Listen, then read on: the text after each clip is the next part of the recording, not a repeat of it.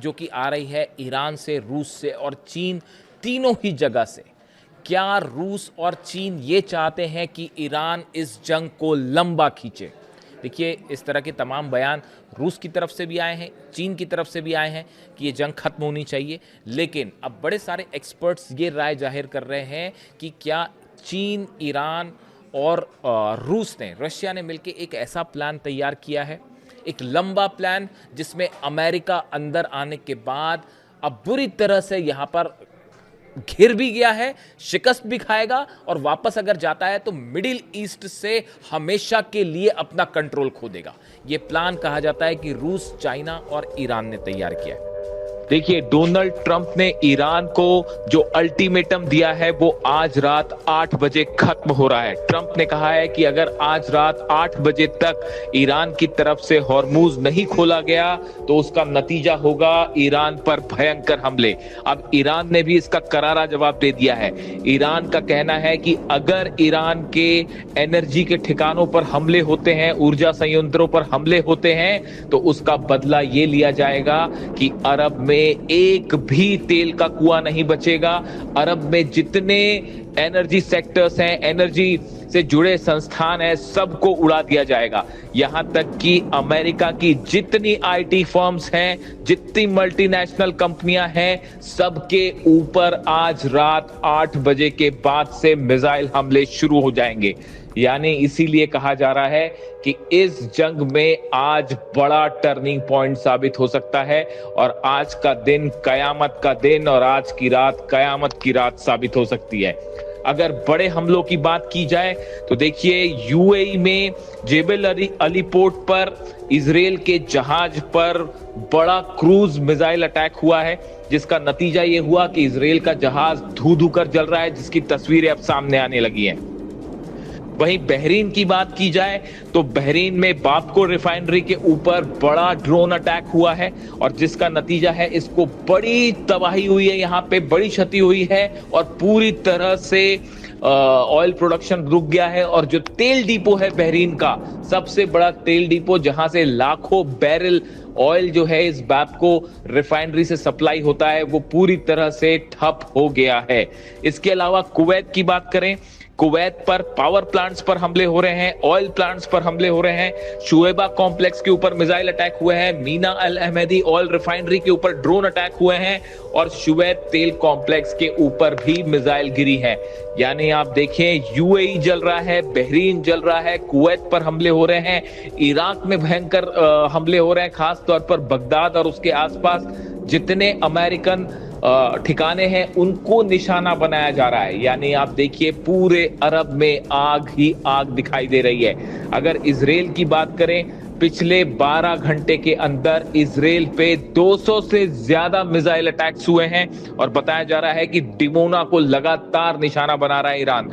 जिस तरह ईरान के न्यूक्लियर साइट्स पर हमले हुए, बुशर पर हमला हुआ, अराक पर हमला हुआ, अर्दकान पर हमला हुआ, इस्फहान पर हमला हुआ और नतांज पर हमला हुआ, उसका बदला लेते हुए लगातार ईरान जो है वो डिमोना पर मिसाइल अटैक कर रहा है। डिमोना में इजराइल का न्यूक्लियर सेंटर है और अगर एक भी मिसाइल डिमोना पर गिरती है तो उसका नतीजा ये होगा कि भयंकर रेडिएशन हो सकता है। इसके अलावा अगर आप बात करें, देखिए लगातार इस तरह की खबरें आ रही है कि एक बार फिर ग्राउंड ऑपरेशन की कोशिश हो सकती है ईरान में। देखिए, ईरान में जिस तरह से दूसरे पायलट को अमेरिका ने बचाया, भले उस पायलट को बचा लिया, लेकिन उसका नतीजा ये हुआ कि इस ऑपरेशन में अमेरिका को अपने 5 फाइटर जेट्स गंवाने पड़े और ये बेहद ही महंगा ऑपरेशन साबित हुआ अमेरिका के लिए। अब बताया जा रहा है कि आज रात के बाद 8 बजे के बाद अगर ईरान ने शर्तें नहीं मानी तो अमेरिका ईरान के ऊर्जा के ठिकानों पर बड़े हमले कर सकता है, ऑयल रिफाइनरीज को निशाना बना सकता है और जिसका नतीजा ईरान की तरफ से बड़ा पलटवार हो सकता है। देखिए, कहा जा रहा है इसी बीच खबरें इस तरह से ये भी हैं सामने कि बुशर के ऊपर लगातार जो हमले हुए उससे रूस भी खासा नाराज है। रूस की व्लादिमीर पुतिन की नेतन्याहू से बात हुई है और उसके बाद खबरें ये भी आई कि ईरान के विदेश मंत्री अब्बास अराक्ची साहब ने पुतिन से फोन पर बात की है। यानी देखिए, बहुत कुछ डेवलपमेंट हो रहे हैं, बड़ी तेजी से डेवलपमेंट हो रहे हैं, लेकिन इसके बीच जो ये हमले हो रहे हैं, इसने इस पूरे रीजन को एक बेहद खतरनाक मोड़ पर लाकर छोड़ दिया है। अब सब इस बात का इंतजार कर रहे हैं कि आज रात 8 बजे के बाद क्या इस जंग में एक निर्णायक मोड़ आने वाला है और अरब समेत, इजराइल समेत पूरा इलाका क्या अब एक बहुत बड़े विनाश की आग में जलने जा रहा है।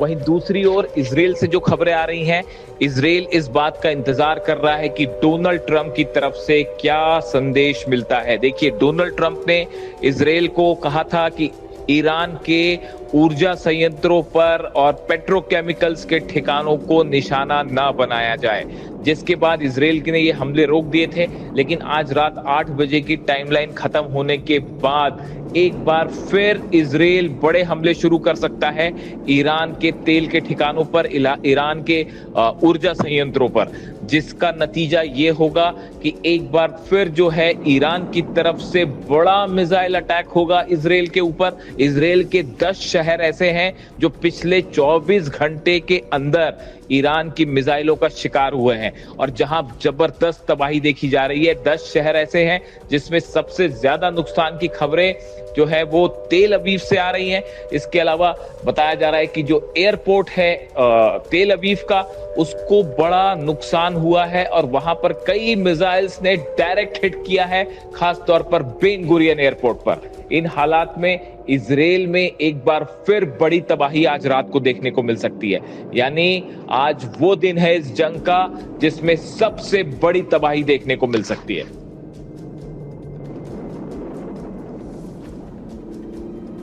हाल ही में जो इजिप्ट है, उनके फॉरेन मिनिस्टर जो हैं, ये गए थे रूस की यात्रा पे। ये 2 दिन पहले की बात है। उनकी मुलाकात होती है वहाँ पे व्लादिमीर पुतिन से और उनकी मुलाकात हुई वहाँ पे रूस के विदेश मंत्री लावरोव से।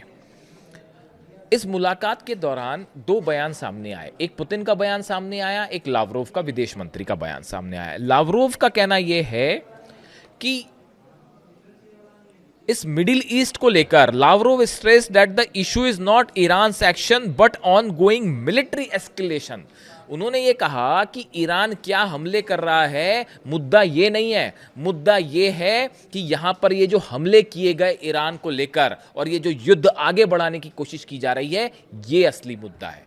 यानी रूस ने यहां पर सीधा सीधा एक बार निशाना साध दिया फिर से अमेरिका पर और डोनाल्ड ट्रंप पर, और ये हिदायत दे दी है कि आप ये मत पूछिए कि ईरान ऐसा कर रहा है और वैसा कर रहा है, हमला करने आप आए थे। ईरान में हमला आपने किया, बातचीत तो ईरान कर रहा था, आपने हमला किया, इजराइल ने हमला किया। इसलिए यहां पर सवाल ये एस्केलेशन है, आपका हमला मुद्दा है, ईरान का जवाब मुद्दा नहीं है। ये बात है, ये बात कही है लावरोव ने, और बगल में बैठे हुए थे रूस के राष्ट्रपति व्लादिमीर पुतिन। अब उसके बाद देखिए पुतिन का क्या बयान आया। Russian president said he was ready to do everything possible to restore normalcy and stability. उन्होंने, पुतिन ने कहा कि हम यहाँ पे नॉर्मलसी और स्टेबिलिटी बनाने के लिए जो भी हमारा योगदान है हम देने के लिए तैयार है। The negotiations offer comes एमिड reports of Russian reportedly helping Iran with drones. एक प्रकार से पुतिन ये कह रहे हैं ठीक है, हम शांति करवाने के लिए राजी हैं, लेकिन ये पहले आप हमले बंद करिए। यहाँ पे देखिए पुतिन असल में अपने को एक ऐसी भूमिका में रख रहे हैं जहाँ पर अमेरिका से पुतिन अपने आप को काफ़ी ऊपर रख रहे हैं और ये कह रहे हैं कि ठीक है, मैं युद्ध बंद करवा सकता हूँ, लेकिन आपको अब हमारी शर्तें माननी पड़ेगी। ये ईरान की तरफ से जो शर्तें हैं, पूरे बेसिस खाली करिए, ये बात दे दी गई है पेंटागन को और डोनाल्ड ट्रंप को समझा दिया गया है कि देखिए युद्ध तब रुकेगा, पूरे अमेरिकन बेस खाली करिए और यहाँ से निकलिए बाहर, ये आपका इलाका नहीं है, मिडिल ईस्ट छोड़ दीजिए। सबसे जो बड़ी शर्त है वो है, देखिए न्यूक्लियर प्रोग्राम तो अब कोई नहीं रोक सकता, ना डोनाल्ड ट्रंप रोक सकते, ना नेतन्याहू रोक सकते। मिसाइल प्रोग्राम कोई नहीं रोक सकता। क्या मिसाइल प्रोग्राम रोकोगे? वहाँ पे हर दिन जो है वो सैकड़ों ड्रोन बन रहे हैं। और बड़ी खबर ये भी है देखिए कि बताया जा रहा है, इस तरह की खबरें आई हैं ईरान की मिसाइल्स को लेके कि ईरान के पास जो मिसाइल्स फायर की ईरान ने, अगर आपने उसके नंबर देखे हो तो ईरान ऑन एन एवरेज 100 से 200 मिसाइल रोज फायर कर रहा है। आप अगर चलिए 100 भी मान लीजिए तो भी इन हालात में 3000 मिसाइल्स जो हैं वो 1 महीने में चल रही हैं। अगर आप 12 महीने तक लगातार ईरान युद्ध करता है, 36,000 मिसाइलें, बताया जाता है कि 80,000 से ज़्यादा मिसाइल्स हैं ईरान के पास। बेहद सनसनीखेज दावा, में एक रिपोर्ट पढ़ रहा था, उसमें कहा गया कि करीब 2 साल तक जंग कर सकता है ईरान और उसी स्ट्रेंथ के साथ मिसाइल फायर कर सकता है। और इस दौरान खबरें ये है कि हर महीने 100 से ज़्यादा जो है वो मिसाइल अभी भी मैन्युफैक्चर करने की स्थिति में है ईरान। कई सारे ऐसे कारखाने हैं ईरान के जहाँ पे लगातार मिसाइल बन रही हैं और जो लॉन्चर्स तबाह हो रहे हैं उनको तुरंत ठीक कर लिया जा रहा है। तुरंत उसमें से जैसी मिसाइल लॉन्चर पर हमला होता है, एक यूनिट आती है, उसको ठीक करने में जुट जाती है और वो तबाही होती है, उसके बाद वो लॉन्चर्स फिर से बना दिए जाते हैं। यानी ईरान ने एक बड़ी अपना यूनिट तैयार कर रखी कि कैसे एड्रेस करना है। और जो आंकड़े हैं उसके मुताबिक तो बड़ा हैरान करने वाला दावा था कि 70 से 80 हज़ार मिसाइल्स हैं और 2 साल तक इसी गति से, यहाँ तो 1 महीने में बाप बाप कर रही है दुनिया और अरब वर्ल्ड और अमेरिका, और 2 साल तक ईरान लड़ाई करने को तैयार है। इन स्थिति में आप सोचिए क्या होगा। तो देखिए, पुतिन ये चाह रहे हैं कि शर्तें ईरान की मनवाई जाए और अमेरिका को घेर कर झुकाया जाए। ये प्लान है रूस का, चीन का और ईरान का। और इसी बीच जो बड़ा गेम प्लान है वो ईरान की सेना ने तैयार कर रखा है कि अगर एक्शन होता है तो क्या किया जाए। यानी कि रूस, चीन और ईरान का एक ऐसा प्लान कि उसके जाल में फंस गए हैं डोनाल्ड ट्रंप और ना बाहर निकलते बन रहा है और ना ही जो है वो हॉर्मुज़ छोड़ते बन रहा है।